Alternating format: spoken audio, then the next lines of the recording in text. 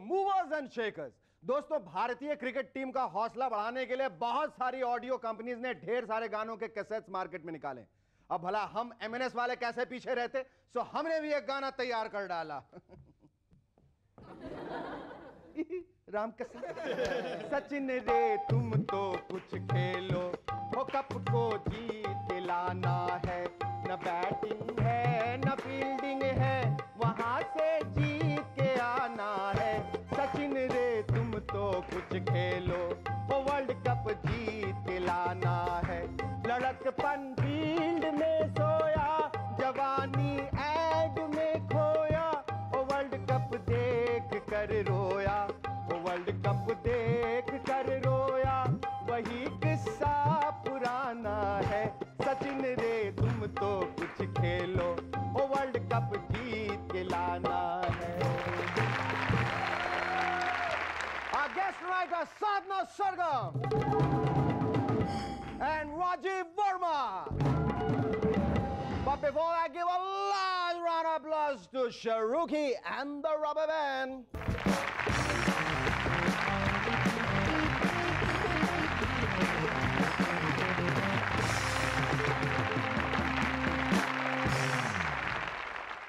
Hello and welcome back. आप देख रहे हैं मूवर्स एंड शेकर्स और मैं पढ़ रहा हूं आज का अखबार। लालू जी का कहना है, आई एम सॉरी हम सोनिया जी को प्रधानमंत्री नहीं बना पाया। अरे लालू जी, दिल छोटा क्यों करते हैं? आप सिर्फ किंग मेकर हैं, क्वीन मेकर थोड़ी ही ना है। अडवाणी साहब फरमाते हैं, हम बीजेपी वाले हाथ पर हाथ धरे नहीं बैठे हैं, हमने देश भर में इलेक्शन की गर्म लहर दौड़ा दी है। ओ अब समझा अडवाणी साहब, देश भर में इतनी गर्मी फैलाने के पीछे आप लोगों का हाथ है। और तभी मैं सोचूं कि सबसे ज्यादा गर्मी दिल्ली में क्यों है। वाजपेयी जी कहते हैं, स्वदेशी का मतलब ये नहीं कि हम विदेशियों का बहिष्कार कर रहे हैं, यहां कोई भी विदेशी आकर कोई भी काम शुरू कर सकता है, सिर्फ पीएम नहीं बन सकता। क्यों? अजहर भाई फरमाते हैं, हमारे 11 के 11 खिलाड़ी फुल फॉर्म में, यू नो, लेकिन आपको भरोसा सिर्फ एक पर ही है। क्यों? मनोज कुमार साहब फरमाते हैं, हमारे वीरों ने आजादी की लड़ाई सिर्फ इसलिए लड़ी ताकि हमारा अपना भी पार्लियामेंट हो। पार्लियामेंट है सर, जिसमें हम अब आजादी से लड़ सकते हैं। इलाहाबाद की मिस मधु वर्मा इन दिनों नेताओं के भाषणों पर एक किताब लिख रही। उनका कहना है, लालू जी के भाषण सबसे ज्यादा इंटरेस्टिंग है। इस सिलसिले में जब उन्होंने लालू जी से पूछा, सर आपको भाषण की तैयारी के लिए कितना वक्त लगता है, तो वो बोले, वक्त का क्या मतलब है, ये तो भाषण की लंबाई पर डिपेंड करता है। अगर 10 मिनट का भाषण देना हो तो 2 दिन की तैयारी करनी पड़ती है, अब 20 मिनट का हो तो पूरा 4-5 दिन लग जाता है। और सर अगर भाषण 2 घंटे का देना हो तो 2 घंटे का। हम अभी तैयार हो, चलो कहां देना है भाषण। पता चला है इलेक्शन की तैयारी के कारण आजकल सीताराम केसरी जी छोटी मारुति कार के बजाय सेकंड हैंड एम्बेसडर कार लेना चाहते हैं। इस सिलसिले में वो पुरानी कारों के एक डीलर के पास गए और बोले, मुझे एम्बेसडर कार में कोई पुरानी और सस्ती चीज दिखा सकते हैं? इस पर डीलर बोला, बिल्कुल दिखा सकते हैं, इस कार में बैठ जाइए, शीशा सामने ही लगा हुआ। पिछले दिनों दिल्ली की एक रैली में मुलायम सिंह जी भाषण देते हुए बोले, हमारी पार्टी संयम वाली पार्टी है, मुझे ही देख लीजिए, मैंने कभी शराब नहीं पी, जुआ नहीं खेला और कभी विदेशी कपड़े तक नहीं पहने। तभी मंच पर उनकी पार्टी का एक नेता अपने साथी से बोला, काश मैं भी ऐसा कह पाता। इस पर उसका साथी बोला, कह ले मेरे भाई, कह ले, वो भी तो सिर्फ कह ही रहे हैं। इसी कहने कहलाने से याद आई एक और कहने वाली बात। कहते हैं प्यार करते वक्त दिल की धड़कनें तेज हो जाती हैं और सांसों का उतार चढ़ाव बढ़ जाता है। लेकिन यार ऐसा तो दौड़कर सीढ़ियां चढ़ने में भी हो जाता है, फिर प्यार का क्या कमाल हुआ। नेपाल के एक छोटे से गांव की खास बात यह है कि वहां पर 70% लोग जुड़वा हैं। मैं पिछले दिनों जब वहां गया तो 2 हमशक्ल बच्चों को गली में खेलते देखा। मैंने उनसे पूछा, जुड़वा हो? उनमें से एक बोला, नहीं। तुम आपस में सगे भाई नहीं हो? हाय बिल्कुल है। उम्र कितनी है तुम दोनों की? 9 साल। कमाल है, जब तुम एक उम्र के हो, सगे भाई हो, तो जुड़वे न हुए तो क्या हुआ? और जी हम तिड़वे हुए, तीसरा भाई बहादुर अंदर खेल रहे। पिछले दिनों इराक में 10,000 लोगों के बीच गुप्त रूप से वोटिंग हुई कि कितने लोग सद्दाम साहब के शासन से खुश हैं और कितने नाराज। वोट काउंटिंग एक खुफिया एजेंसी के चीफ ने की। पहले 5,000 बैलेट पेपर्स पर सद्दाम जी के हक में वोट थे, पर उसके बाद एक पेपर ऐसा है जिस पर उनके खिलाफ ठप्पा लगा था। इसे देखते ही चीफ साहब बोले, देखा हमारा देश फ्रीडम ऑफ एक्सप्रेशन में कितना विश्वास रखता है। काउंटिंग आगे बढ़ी तो 5 और खिलाफ वाले पेपर सामने आए। अब चीफ साहब चिल्लाए, पकड़ कर लाओ कमबख्त को। इस पर उनके जूनियर ऑफिसर ने पूछा, क्यों सर, अभी तो आप कह रहे थे हमारे देश में फ्रीडम ऑफ एक्सप्रेशन है। चीफ ने कहा, बेवकूफ, मैंने उसे सद्दाम के खिलाफ वोट डालने के लिए थोड़ी पकड़ने को कहा है, उसे तो इसीलिए पकड़ना है क्योंकि उसी ने 5 बार वोट डाले। इंग्लैंड के पीटर मार्टिन की एक रिसर्च के अनुसार महिलाओं की बजाय आदमी लोग कहीं ज्यादा इधर की बातें उधर करते हैं, और वो भी मेल पॉलिटिशियंस। वाह मार्टिन साहब, एकदम सही फरमाया आपने। अभी कल ही मैं कांग्रेसियों की एक पार्टी में गया था जहां 2 कांग्रेसी कुछ इस तरह से बातें कर रहे थे, यार तुमने पवार साहब को क्यों बताया कि मैं दल बदल रहा हूं? गलती से मुंह से निकल गया था, पर मैंने उनको कह दिया था कि वो तुमको ना बताएं। उन्होंने नहीं, ये तो मुझे पायलट साहब ने बताया। पायलट साहब ने? उनको कैसे पता चला? केसरी साहब से। वो बता रहे थे पार्टी ऑफिस में 200 कांग्रेसी इसी टॉपिक पर बातें कर रहे थे। म्यूजिक वर्ल्ड का सिलेक्शन प्रोसीजर भी जरा हटकर है। मेरे नेबर पीटर ने अपनी VHS कॉपी म्यूजिक चैनल को दी तो उसे जवाब मिला, ना तुम गा सकते हो, ना नाच सकते हो, ना स्क्रीन पर अच्छे दिखते हो। कंग्रेचुलेशंस, हिंदी म्यूजिक वीडियो बनाने के लिए तुम बिल्कुल फिट। कुछ फिल्मी डीलिंग्स मेरे पल्ले नहीं पड़ती। कल ही निक्कू कोहली जी से बात कर रहा था। उन्होंने कहा, ओ जी मैंने फिल्म ऑलमोस्ट कंप्लीट कर दी है। मैंने पूछा वो कैसे? तो कहने लगे, पहले स्टार्स को साइन किया, फिर गाने शूट किए। मैंने पूछा फिल्म की थीम क्या है? तो कहने लगा, ओए थीम शीम डायलॉग श्लॉग बाद में डिसाइड हो जाएगा, पहले फिल्म तो कंप्लीट हो जाए, स्टोरी अपने आप बन जाएगी और हिट भी होगी, क्योंकि फिल्म का नाम पिक्चर नंबर 1 जो है। Our first guest on M&S tonight is a singer with a silken voice who has sung some of the most melodious songs. Ladies and gentlemen, please welcome Sadhna Sargam.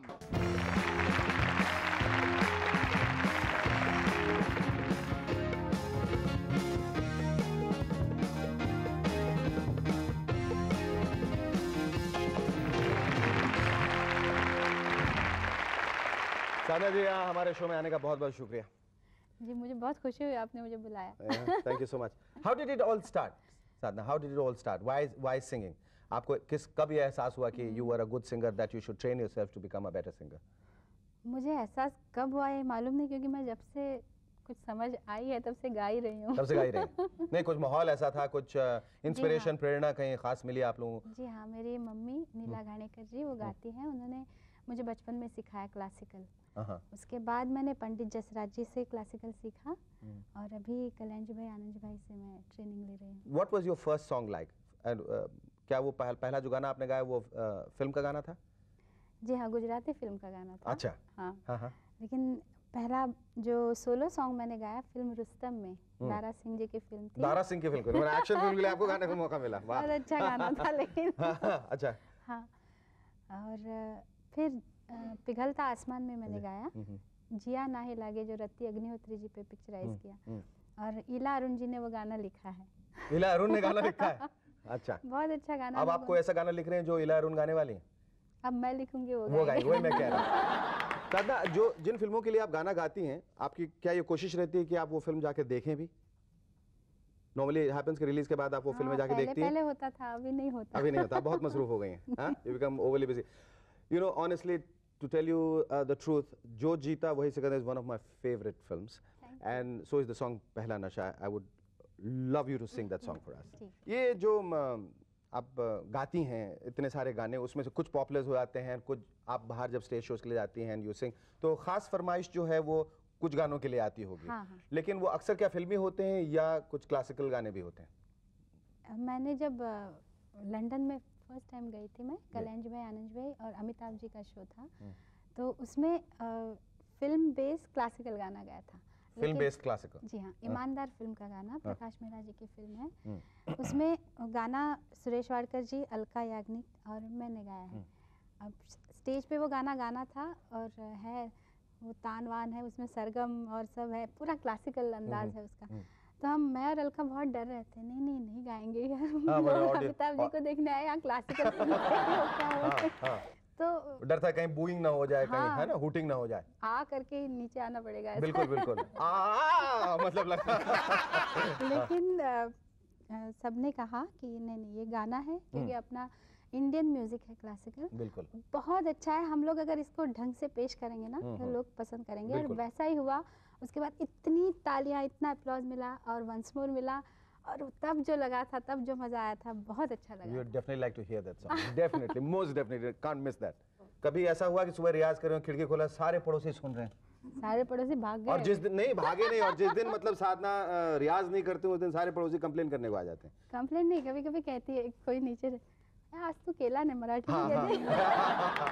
आप competition में कितना ज्यादा believe करते हैं? Now there are so many singers who are coming, और आपका तो मतलब इन गानों के अलावा एक you have cut an pop album as well. तो क्लासिकल बेस्ड सिंगर्स के लिए पॉप काटना अपने आप में क्या पाप होता है? शास्त्रीय संगीत तो हमारे संगीत की बुनियाद है, तो बुनियाद अगर अच्छी हो तो कोई भी ढंग का, कोई भी रंग का गाना गाने आना चाहिए, ऐसा मुझे लगता है। और पॉप गाने कैसे डिसाइड किया आपने, और किस किस्म का एल्बम है ये वो? विंग्स म्यूजिक की तरफ से आ रहा है, ओ माय लव इसका टाइटल है, और मुझे लगता है लोग पसंद करेंगे। जरूर पसंद करेंगे। आप गाएं, लोग ने पसंद करे, ऐसा हो ही नहीं सकता है।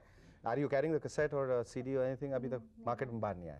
नहीं आया अभी तो पब्लिसिटी भी अभी पब्लिसिटी नहीं हुई, लेकिन पब्लिसिटी शुरू हो गई समझ लीजिए। हाँ जी। लेकिन इस वादे के साथ कि मतलब मैं कि जब भी वो कैसेट बाहर आएगा उसकी पहली कॉपी आप मुझे देंगे। Okay, thank you so much, you are lovely talking to you. Our second guest on MNS tonight is an architect turned actor who has built up his acting career brick by brick. Ladies and gentlemen, please welcome Rajiv Verma.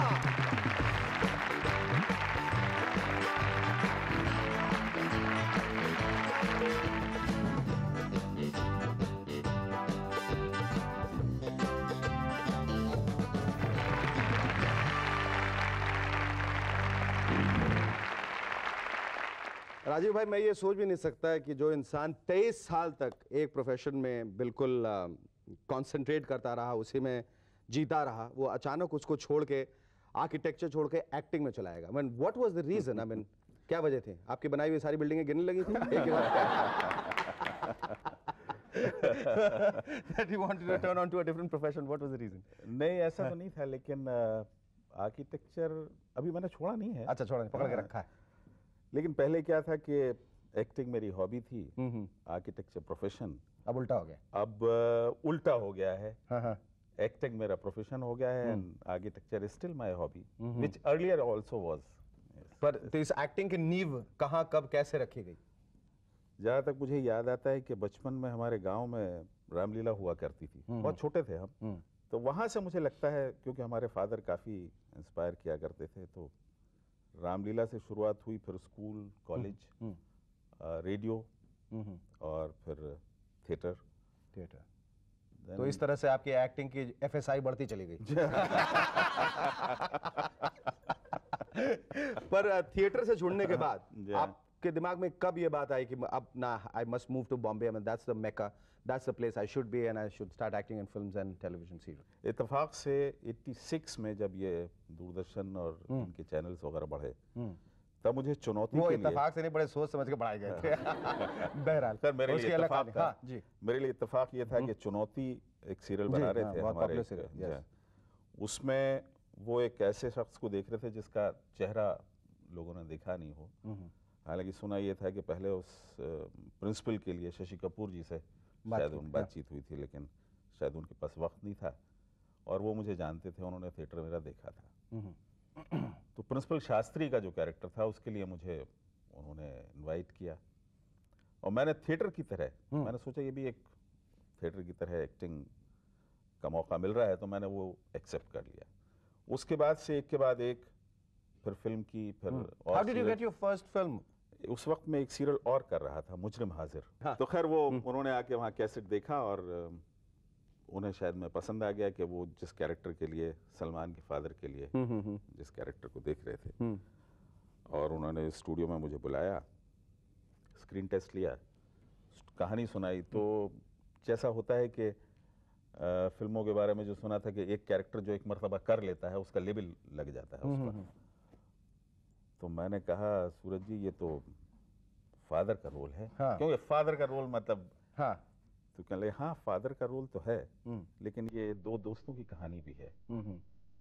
वही मैंने सोचा कि मैं film करूंगा।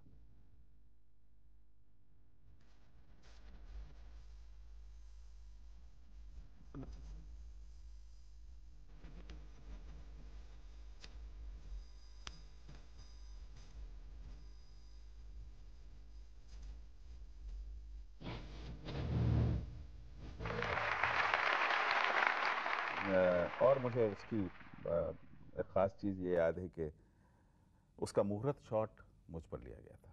बहुत तो वो तो आपने कभी ऐसे इस बात पे गौर किया है कि दूसरे फिल्म डायरेक्टर्स को जाके बताएं कि जब भी मुझ पे मुहूर्त शॉट लोगे it is going to become one of the biggest blockbusters? You think about that and you answer me after the break. Don't go by straight. You'll be back in a moment to chat some more with Rajiv Verma.